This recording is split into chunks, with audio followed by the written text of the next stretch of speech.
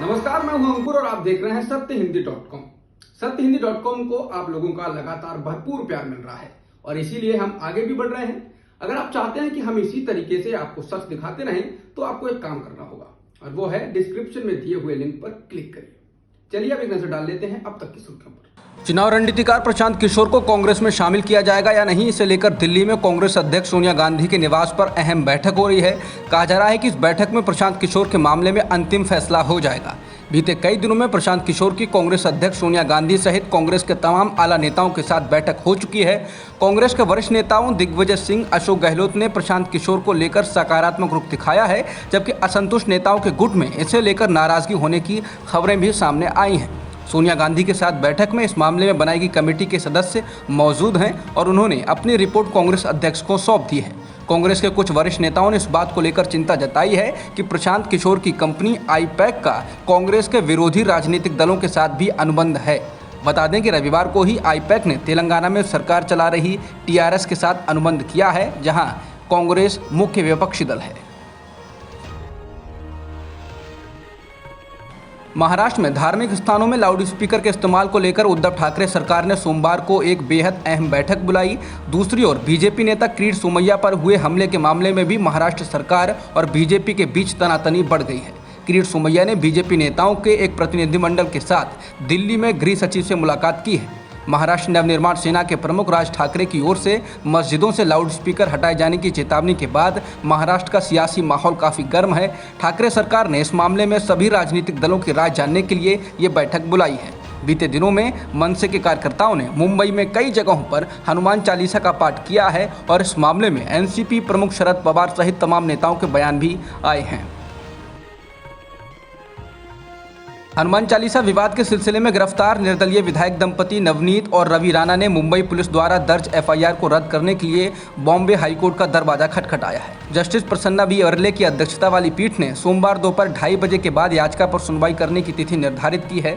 बता दें, मुंबई में बांद्रा मेट्रोपॉलिटन मजिस्ट्रेट कोर्ट ने रविवार को नवनीत राणा, जो कि एक सांसद हैं, और रवि, जो एक विधायक हैं, को 14 दिनों के लिए न्यायिक हिरासत में भेज दिया था। कोर्ट ने पुलिस द्वारा हिरासत में लेने की याचिका को खारिज कर दिया था।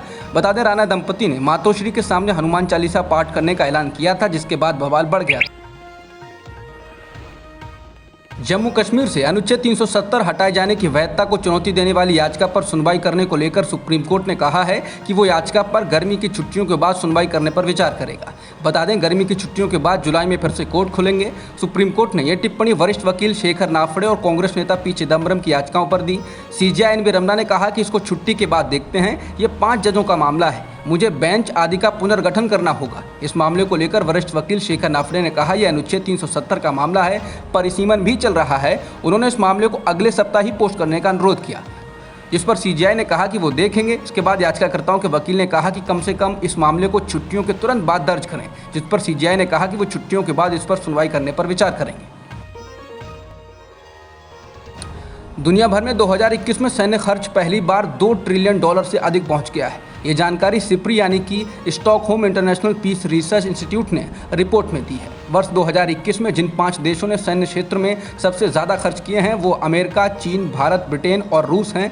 सिप्री के मुताबिक इन 5 देशों का सैन्य क्षेत्र में खर्च पूरी दुनिया के खर्च का 62% था। सिप्री की रिपोर्ट के मुताबिक वर्ष 2021 में भारत का सैन्य खर्च $76.6 अरब था। 2020 के मुकाबले इसमें 0.9 की बढ़ोतरी की गई।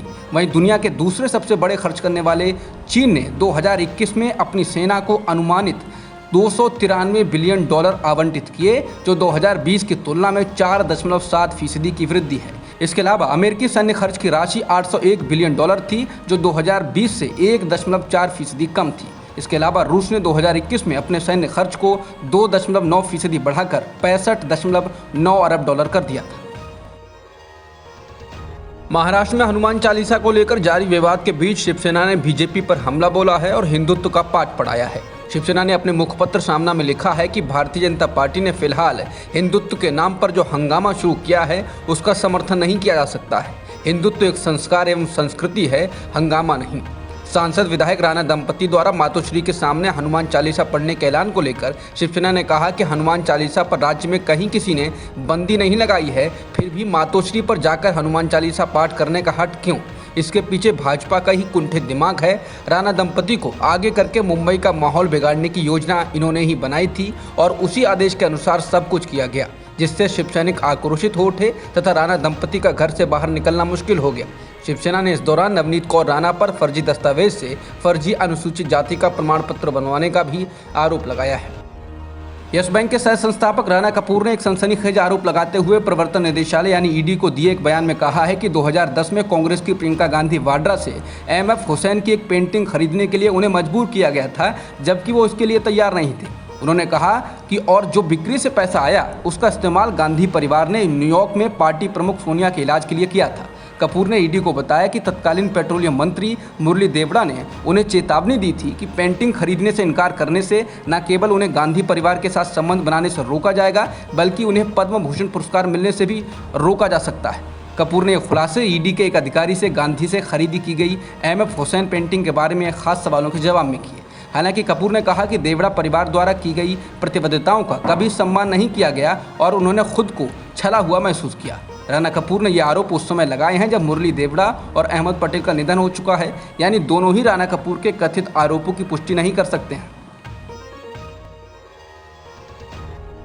इंडियन कोस्टल गार्ड और गुजरात एटीएस ने सोमवार को गुजरात के अरब सागर क्षेत्र में एक पाकिस्तानी बोट को पकड़ा है, जिस पर 280 करोड़ रुपए की हेरोइन लदी थी। बोट से 9 लोगों को गिरफ्तार किया गया है। डिफेंस प्रवक्ता ने कहा कि भारतीय तटरक्षक बल के जहाज़ों ने पाकिस्तानी नाव अल हज को रोक लिया और उसे पकड़ लिया। पाकिस्तानी बोट को भारतीय जल सीमा में पकड़ा गया। अधिकारियों को नाव पर 280 करोड़ रुपए की हेरोइन मिली। बयान में कहा गया है कि नाव साथ ही इसके चालक दल के सदस्यों को आगे की जांच के लिए गुजरात के कच्छ जिले के जखाऊ बंदरगाह लाया गया था। भारतीय तटरक्षक अधिकारियों द्वारा हिरासत में लिए गए 9 चालक दल के सदस्यों के बारे में माना जाता है कि वो पाकिस्तानी नागरिक हैं, जिन्हें गुजरात तट से दूर जाखाऊ मछली पकड़ने के बंदरगाह के पास एक नाव से हेरोइन की तस्करी के आरोप में गिरफ्तार किया गया है। भारत में पिछले एक दिन में कोरोना संक्रमण के 2500 से अधिक मामले दर्ज किए गए हैं। स्वास्थ्य मंत्रालय की ओर से जारी आंकड़ों के अनुसार देश भर में कोरोना के 2541 नए मामले आए हैं और एक्टिव मरीज भी बढ़कर 16,522 हो गए हैं। इस दौरान कोरोना से 30 मरीजों की मौत भी हुई है। हालांकि इससे 24 मौतें बैकलॉग की वजह से जुड़ी हैं। इमैनुअल मैक्रों ने फ्रांस के राष्ट्रपति पद का चुनाव जीत लिया है। उन्होंने अपनी प्रतिद्वंदी मारिन ले पेन को हराया। मैक्रों को चुनाव में 58% वोट मिले हैं, जबकि पेन को 42%। मैक्रों की जीत पर उन्हें प्रधानमंत्री मोदी, ब्रिटेन के प्रधानमंत्री बोरिस जॉनसन, कनाडा के प्रधानमंत्री जस्टिन ट्रूडो, यूरोपीय परिषद के अध्यक्ष चार्ल्स मिशेल सहित दुनिया भर के नेताओं ने बधाई दी। बीते 2 दशक में मैक्रों फ्रांस के पहले ऐसे नेता हैं जो दूसरी बार राष्ट्रपति का चुनाव जीते हैं। 44 साल के मैक्रों को अपने दूसरे कार्यकाल में कई चुनौतियों का सामना करना होगा। फ्रांस में जून के महीने में संसदीय चुनाव भी होने हैं और मैक्रों को इसमें बहुमत हासिल करने के लिए एडी चोटी का जोर लगाना होगा। अब तक की खबरों में इतना ही। बाकी खबरों के लिए बने रहिए सत्यहिंदी.com के साथ।